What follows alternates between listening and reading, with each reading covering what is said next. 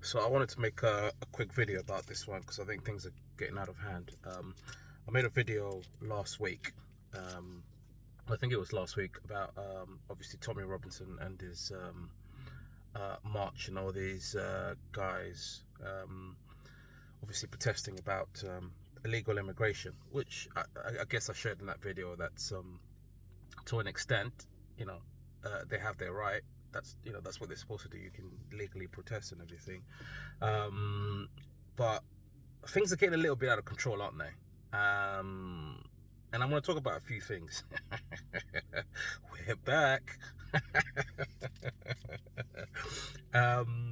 Okay, so let's rewind. Actually, I'm gonna talk about some of the rhetoric, some of the dialogue, debates, whatever you want to call it, that I've heard in the last few days. So I'm going to talk about something a caller rang into LBC and shared.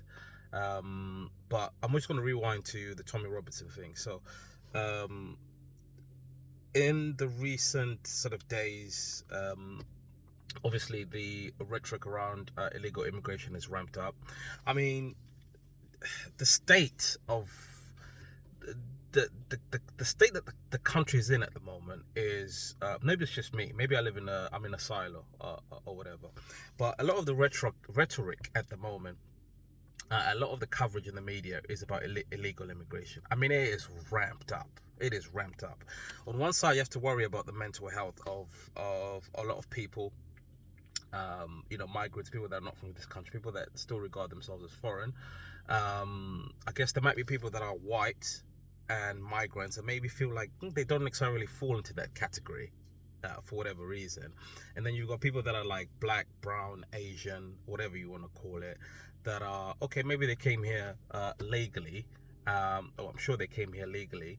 And they're hearing all this talk about illegal immigrants. First of all, if people are doing wrong things, committing crime, and you've come here illegally or whatever, you have to go under the full brunt of the law, because you have to respect the law. First of all, any country that opens its doors to you and allows you to come in, whether legal or illegally, and then allows you to stay, and then you go on a rampage and start doing the nonsense you're not supposed to be doing, then they have every right to kick you out, because that's the law. I'm not saying that it's not for me to whether say it's right or wrong. I'm just saying the letter of the law. You do something illegally, you're going to get locked up. And then, I mean, I'm not going to get too much into the legal pros and cons, but what I want to talk about is the ramped up conversations, if you want to call them conversations, that are all over the media. Wake up today, and this is another thing, is I get to a point where I just have to stop listening to the news. Wake up today and it's all over ITV. Apparently some few Romanians that committed essays, we won't say the full words on there, committed essays, and they were not illegally, but they were legally deported, because that's what the government are doing. And apparently this has never been shown live on camera. They were showing it on ITV. But one has to be worried to an extent at the level of coverage and rhetoric that's almost putting every foreigner now in this this bubble. Let's talk about some facts, okay? Stats and figures. I mean, I know some of this might not be completely right, but it's stuff that I know from some first-hand experience, because I've heard people told me that are in that area. Let's look at doctors in the NHS. I heard that, and I know that I'll need to be fact-checked for that, nearly 50%, nearly half, maybe even a little bit more, of doctors in the NHS are foreign. I mean, what are the chances are when you go into your GP, there's going to be a foreign doctor in there? There's going to be at least two. Now, if you're just doing the maths, depending on how big your GP surgery is, if you've got about, maybe let's just say it's a large one, you've got 10 doctors, probably at least 4 or 5 of them are going to be foreign. Now, when these guys start to feel like, hang on a second, this rhetoric about what's going on with illegal immigrants, and some people are saying that they don't want to live next to people that are of a certain color. yo, it's crazy. So it's like, my question is, when do you differentiate? And this is the bit I wanted to talk about. As the follow on from the Tommy Robinson thing, right? Because it's been a few days since I did that video. Listen to a couple of LBC calls. I'll try and share the LBC, the link of the LBC caller that called in and said what I'm about to tell you. I'll post the link below before. And also, here's just a reminder, guys. If you've made it this far, lovely. Thank you so much. I'm glad that you've been, patient enough to hear me ramble and waffle. But if you've stayed this long, please consider clicking the subscribe button and the notification bell, because it just means whenever I put some videos out that you know they're out. So thank you for all the guys that followed so far. But let's grow this channel. Let's continue to have debates like this, because I think it's good for mental health, and also just like, topical conversations. It's all about men and sharing what we're going through. Now, this LBC caller, link below, I'll put the link below of this particular broadcast or conversation, rang and spoke to Sheila Fogarty. The gentleman was white. I don't know where in England he lives, but he said something along the lines of this: I don't want to live next door to any brown person. Now, I'm paraphrasing here. I'm trying to remember exactly what he said. I don't want to live next to any brown person, and I think he goes as far as to say Muslim. And I think this is the call that Sheila Fogarty was saying, that look, we should be careful about the way that we perceive each other. So this call goes on. Basically, this guy says, this gentleman in particular says he doesn't want to live next to any brown, or I believe that it was that he uses brown people. Now, we can argue that when we talk about brown people, we also include people like black people and stuff, because let's be honest, he's basically just saying, we know what he's saying. He's saying he wants to live next to white people, which is fine. That's his prerogative. Now, here's the thing. If you now want to go to a GP, if you want to go next to your corner shop. In fact, let's not even go corner shop off license. Let's just speak to GP or the hospital. Chances are the first person that you're gonna deal with when you get into a hospital or when you see a doctor or whatever it is, it's likely gonna be a brown or black person. So if he says, and if he says he doesn't want to live next to brown people, how many people are thinking like this? And there's a really hard line here, because what's happening is, a lot of these things that the Tommy Robinson guys and the Reform guys are talking about, a lot of their rhetoric, a lot of their what should I say, their language, the things that they talk about, appeals to a lot of people that are, let's be honest, racist. And I know people are going to be saying, oh no, it's not to do with racism, but the thing is, it's you're crossing over to that border, to that threshold where you're going to appeal.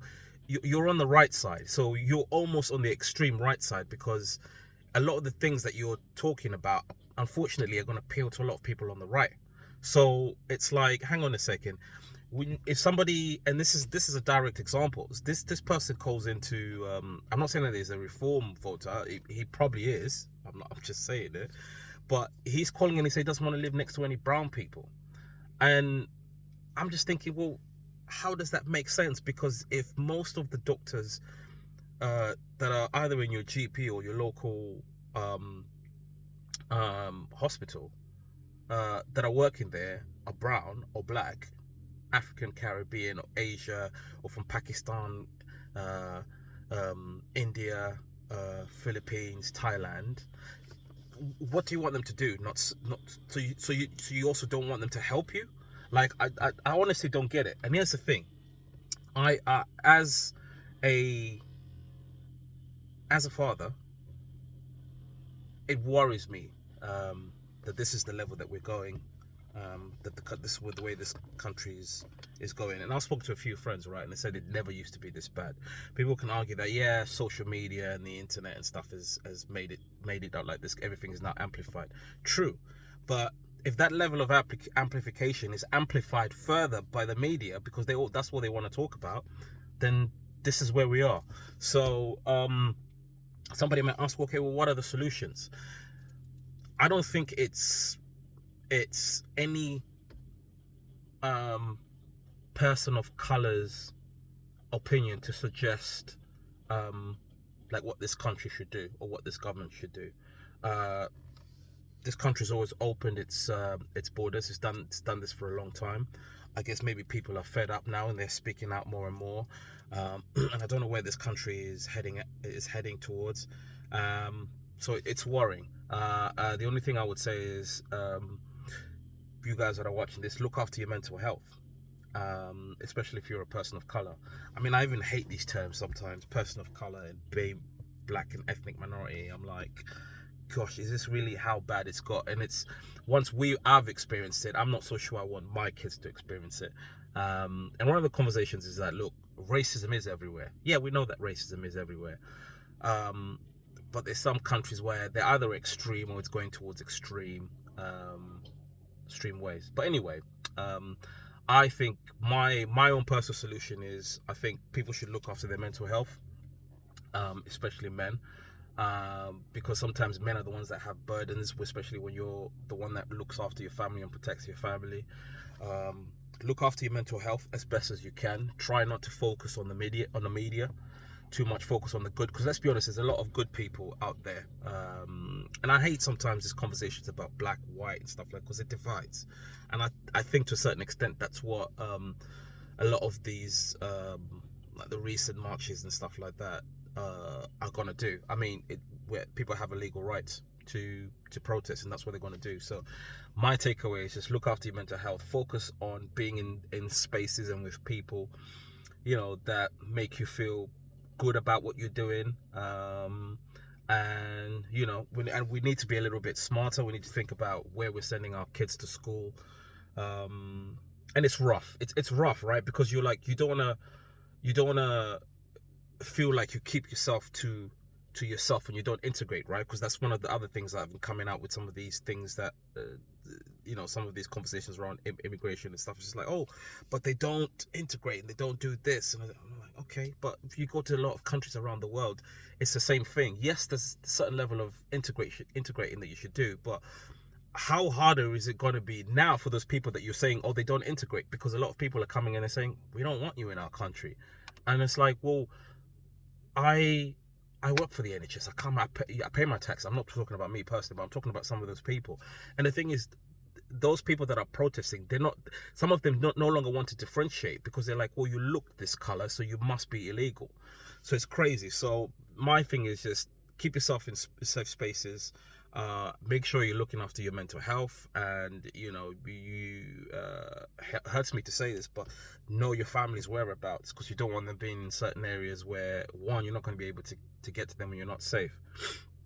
And just to rewind quickly, actually, I remember one caller also in this video. I don't know if it's this video or the other video. If not, I'll post both links because I think they're all relatable.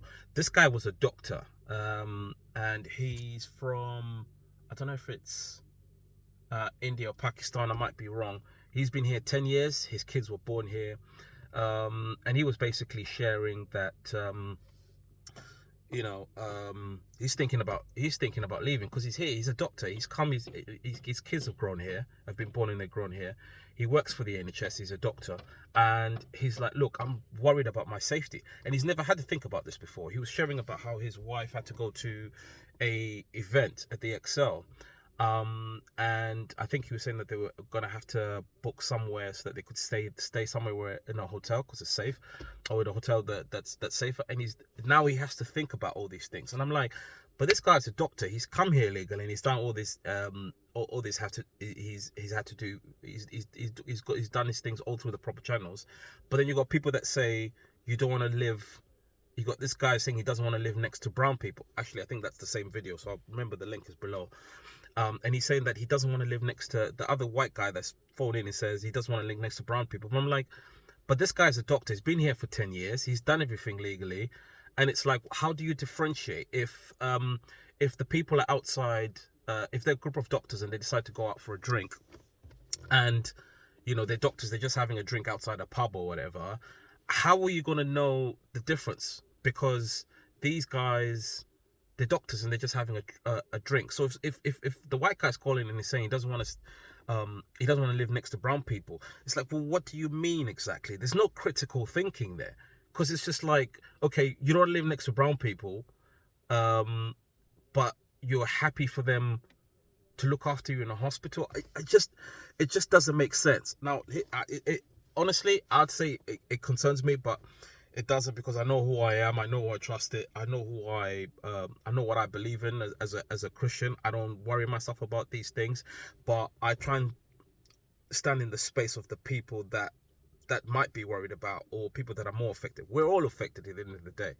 but yeah, it's crazy. It's crazy. Anyway, rambled on a little bit. Hopefully, I put some of my points across. But first thing is, watch your mental health. Take care of your mental health. Look after your loved ones. If you're a man like me and your family man, you always want to make sure you know where your kids are or your wife is, that they're safe. And it pains me to say, but I think maybe the second option is just to consider your options. Whether you stay in this country a bit longer, because the way that things are looking at the moment, it's a bit hard to see where